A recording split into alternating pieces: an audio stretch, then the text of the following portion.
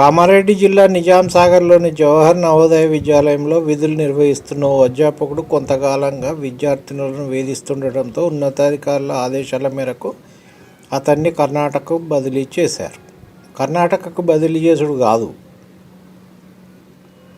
ఉద్యోగుల నుంచి తీసేసి జైల్లో కూర్చోబెట్టాలి.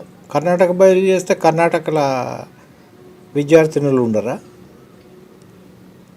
అక్కడ కూడా ఇదే వేషాలు ఎత్తాడు. ఈ విషయం బుధవారం వెలుగులోకి వచ్చింది. పోలీసుల సమాచారం ప్రకారం విద్యాలయంలో పనిచేస్తున్న వెంకటేశ్వరరావు గత కొద్ది కాలంగా విద్యార్థినులను వేధిస్తున్నాడు.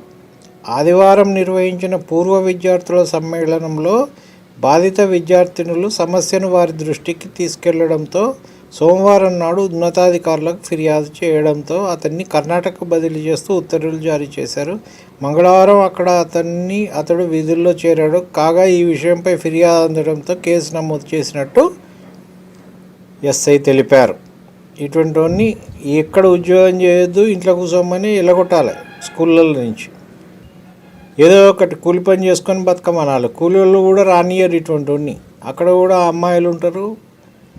వాళ్ళను వక్రబుద్ధితోటి చూస్తే అక్కడ నిజంగా తన్నులు పడతాడు. ఇక్కడన్నా ఎల్లగొట్టిండ్రు, కానీ అక్కడ తన్నులు విపరీతంగా తన్ని ఎల్లగొడతారు.